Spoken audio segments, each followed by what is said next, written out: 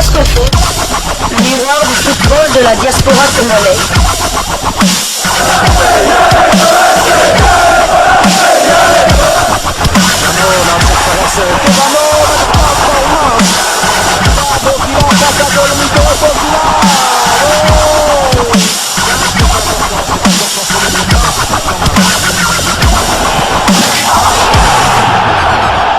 Diascofoot, le miroir du football de la diaspora congolaise.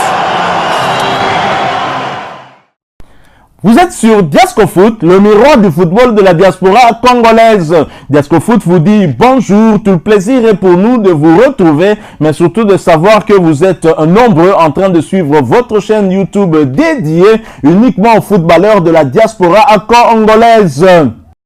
C'est l'heure de partager avec vous quelques news que nous avons pu récolter pour vous concernant certains de nos internationaux. C'est vrai que l'actualité reste dominée par ce match des éliminatoires de la Coupe d'Afrique des Nations Côte d'Ivoire 2023 et la République démocratique du Congo qui affronte ce samedi 4 juin les Panthères du Gabon dans le cadre de la première journée de ces éliminatoires avant de se déplacer 4 jours plus tard pour y affronter les crocodiles du Nil du Soudan. Et le numéro d'aujourd'hui, nous allons le débuter par un international congolais qui évolue du côté de la Turquie en vacances très certainement et qui ne sera malheureusement pas de la partie pour épauler ses coéquipiers dans la recherche d'une victoire contre le Gabon le samedi 4 juin, puis 4 jours plus tard contre les crocodiles du Nil du Soudan parce que blessé, lui, il s'agit tout simplement de Paul José Mpoku et cet international congolais se lance dans l'encadrement des enfants.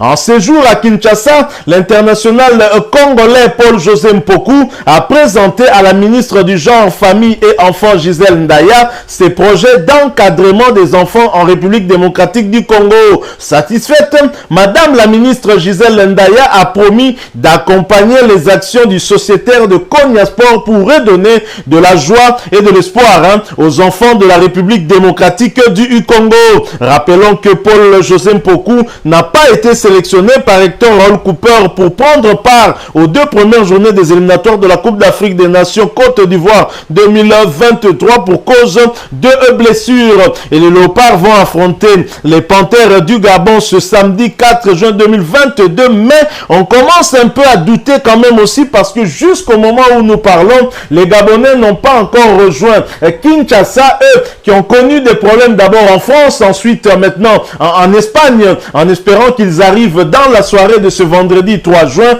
pour que finalement ils puissent répondre présent au Stade des Martyrs demain samedi sur le coup de 17 h pour affronter la République démocratique du Congo.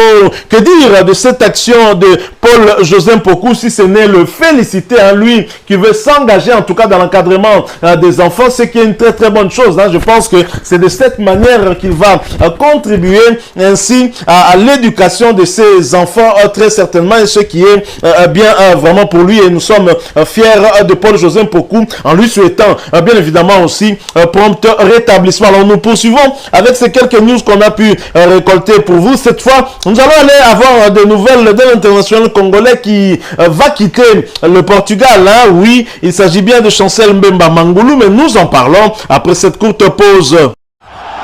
Diascofoot, le miroir du football de la diaspora congolaise. Au Portugal, on en sait un peu plus sur les raisons qui ont fait que le FC Porto ne veuille pas prolonger l'international congolais Chancel Mbemba Mangulu. En effet, Chancel Mbemba, international congolais âgé de 27 ans, avait exigé un montant de 3 millions d'euros par an pour prolonger au FC Porto. Le club portugais qui n'a pas semblé en tout cas être d'accord avec le Congolais à cause de sa situation financière actuelle qui est bien évidemment en baisse, a donc finalement laissé partir le Congolais qui arrive en fin de contrat ce mois de juin. Ce sera le 30 juin si je ne m'abuse.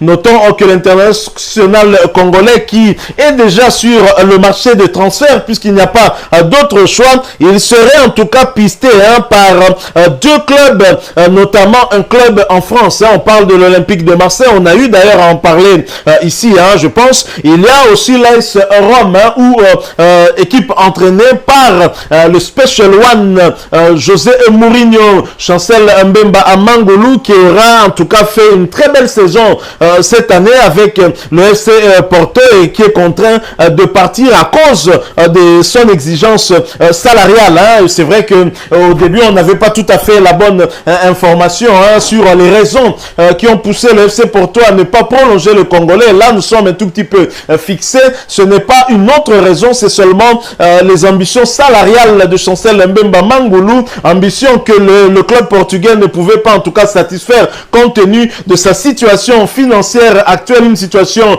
plutôt compliquée pour le FC Porto. Et j'espère que au niveau de l'Olympique de Marseille ou bien l'AS Rome, si l'un des clubs était intéressé et manifestait l'envie de recruter l'international congolais qu'on appelle affectueusement le demi-dieu congolais, et que ce dernier pourra trouver aussi satisfaction quant à son exigence en ce qui concerne son salaire annuel. Voilà, nous poursuivons avec ces quelques news, et cette fois nous allons parler d'un autre Congolais qui est arrivé aussi en fin de contrat avec son équipe. Il s'agit de Gédéon Kaloulou, et Gédéon Kaloulou dont les échos nous disent qu'il va rester en France. Il va signer en Ligue 1. Certes, il a eu à être l'un des artisans de la montée de son club en première division française, la Ligue 1, donc l'AC Ajaccio, mais en fin de contrat, Gédéon Kaloulou va probablement s'engager avec un club de Ligue 1. Un accord pour un contrat de 4 ans aurait été trouvé avec l'ancien club de l'international congolais Yohan Wissa, actuellement sociétaire de Brentford en première ligue anglaise.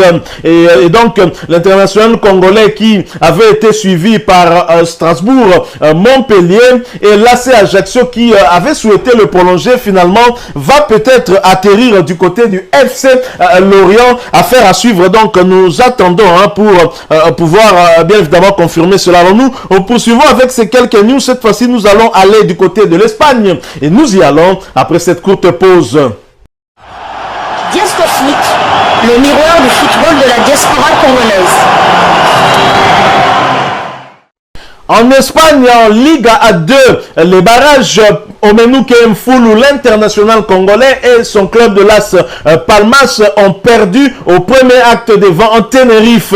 Omenuke Mfulu et Las Palmas sont allés s'incliner sur la plus petite démarche, 1-0 sur le terrain de Tenerife en match aller, comptant pour les barrages pour l'accession à la première division. Le milieu défensif international congolais a disputé cette explication où ils se sont bien battus tout de même, malgré ce but encaissé, et qu'ils seront obligés de remonter et de marquer un autre pour prétendre à une accession en Liga. L'ensemble de l'équipe est focalisé sur cet objectif, alors qu'ils avaient très mal commencé le championnat. Ils ont réussi à se maintenir et à faire mieux avec l'arrivée à la tête du staff technique de Xavi Pimenta, ancien entraîneur de la réserve du FC Barcelone. On espère en tout cas que l'international congolais Omenuke Mfulu et son équipe pourront finalement accéder à cette ligue à la saison prochaine, ce qui sera bien pour la poursuite de sa carrière. Lui qui n'a pas été en tout cas convoqué par Hector Raoul Cooper pour les 2 premières journées des éliminatoires de la CAN Côte d'Ivoire 2022. C'est vrai que son club avait aussi plus besoin de lui pour stabiliser son milieu de terrain, et j'espère que les choses iront pour le mieux. Un but n'est pas en tout cas une montagne infranchissable pour cette équipe. Espérons que les choses iront pour le mieux pour eux. Voilà donc qui met fin à ces quelques news qu'on a voulu partager avec vous concernant ces internationaux au Congolais. On a parlé mercato, mais on a parlé aussi œuvre caritative avec Paul José Mpoku qui est en séjour à Kinshasa pour ses vacances. Il n'est pas là pour une convocation en équipe nationale parce qu'il est blessé, et Paul José Mpoku qui s'engage à aider les jeunes enfants congolais. Il est allé pour cela rencontrer Madame la ministre du genre. Merci à vous qui nous avez suivis. Si vous avez aimé ce sujet, laissez-nous un maximum de j'aime. Merci de partager avec nous votre point de vue en nous laissant un commentaire. Abonnez-vous sur cette chaîne Diasco Foot parce que nous sommes le miroir du football de la diaspora congolaise. Et n'oubliez pas d'activer la petite cloche de notification. Elle apparaîtra dès que vous serez abonné. Encore une fois, merci à vous. Avec l'espoir de vous retrouver bientôt dans un autre sujet d'actualité. En attendant, portez-vous bien et Diasco Foot vous dit au revoir.